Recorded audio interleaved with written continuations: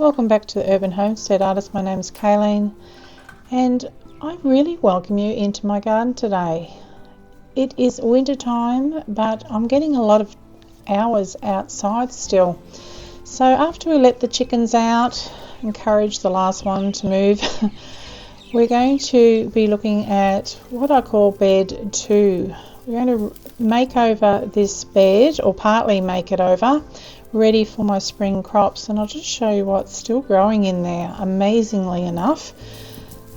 My tomatoes grow right into June, in the middle of June, which is astounding. These ones finished before the ones around in my alleyway. My alleyway just keeps on keeping on, but these ones are ready to pull out, so they're not going to grow any further. I'm going to pull them out of the garden, cut them back and bring them inside to ripen up.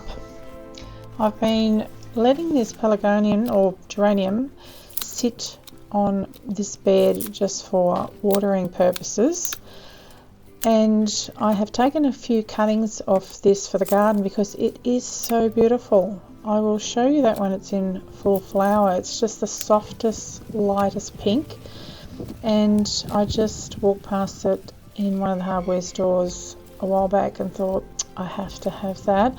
So I'll give it a quick clean up while I have it in my hand. The experiment with the corn didn't go all that well, but it's always good to try these things. I have some bananas persistently growing beside these beds as well, so I'm considering digging them up for transplant, possibly. Otherwise I will use them as mulch to feed back into the garden, because nothing is ever wasted. So this is an old garden bed that I have grown into for about 3 seasons now, but it was there before, probably for a couple of years, but pretty neglected, and it was allowed to dry out and just get weed ridden before I took over. So they do need to be replenished. I haven't done a lot to replenish them other than dropping things in place, taking some leaves off and dropping in place. I've given it some chicken manure pellets, and I've always mulched, so that has broken into it, but the soil isn't great now. It really does need an overhaul, and it has dropped quite considerably, so I have to fill it up, or I want to fill it up and get it up higher and get some goodness into there as well. So after I cleared a few weeds and cleared the bed a bit, I could see what was underneath, the edibles underneath. So here I have some corn salad self-sown and growing back, and so I've popped a little one in another garden, so hopefully it will do the same in another garden. So I've put that in my wire beds, in the raised wire beds. I've just realised I probably haven't tagged that. Don't forget your tags. That's my motto, don't forget your tags, because you'll forget what's in there. So I give that little baby a quick water. Always good to put the water in straight after you plant them.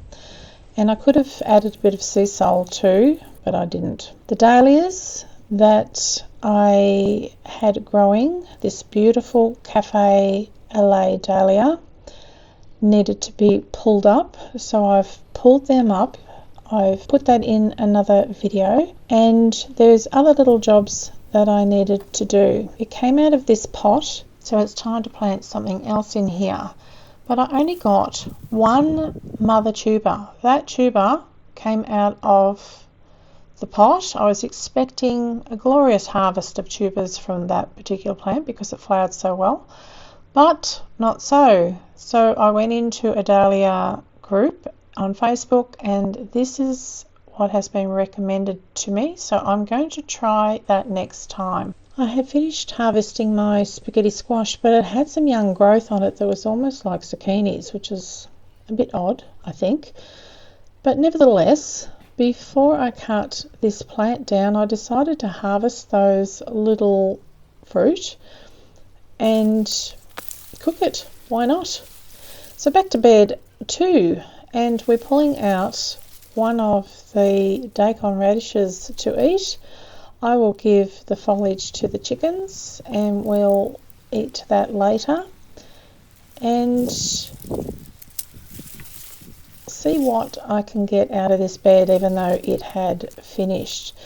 This is the scarlet runner bean that will grow back year after year. So I'm going to not worry too much about burying it as I increase the height of that bed, but I will dig out some other things before I put the soil in.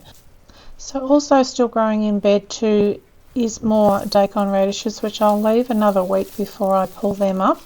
It actually only takes about another week and they'll be big enough to eat. I'm going to leave these scarlet runner beans long at the moment. I may cut them back as I fill the bed. This black currant will be dug out and put somewhere else, as well as the rhubarb. So remembering we still have spring onion and radishes growing in that bed. So what we got to eat was that. We saved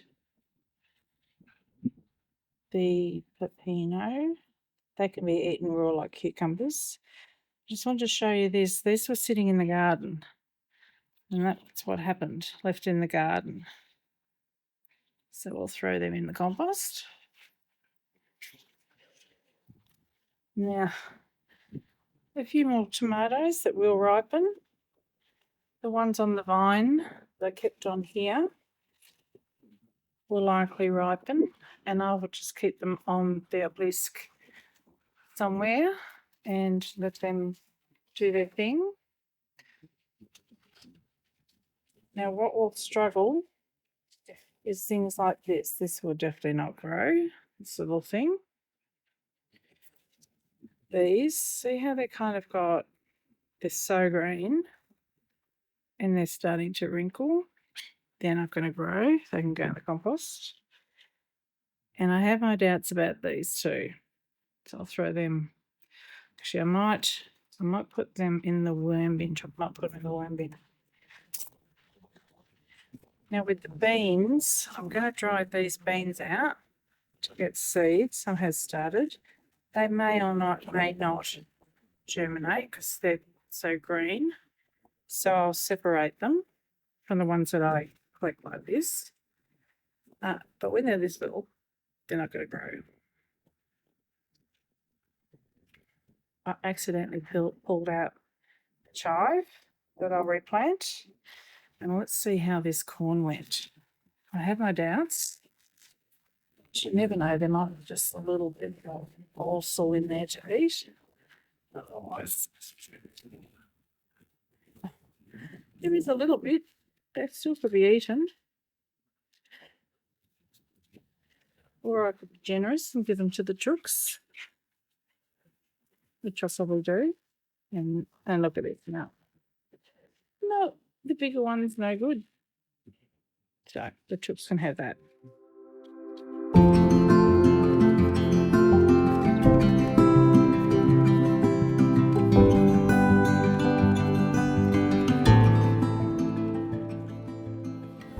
We had a bit of a shower, but after lunch I decided to do some propagating. I like to create more plants wherever possible, whether I sow a few seeds or take a few cuttings. So I decided to grab the bits of youngberries that I had there in a glass of water in the kitchen and get those in. The youngberry plant did go pretty wild where it was. I want to put it in a pot. So I grabbed what I know to be actual thornless youngberries.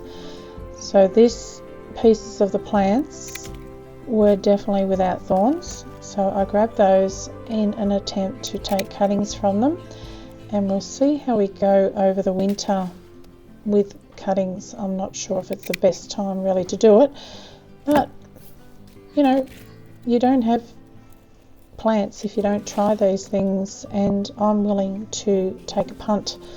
So I took about 5 nodes, cut it at the end of one node on an angle, and I didn't use any cutting compound today, but popped them in some soil, just not potting mix, just soil, gave it a drink and put them aside to see if we would have some youngberries in the near future.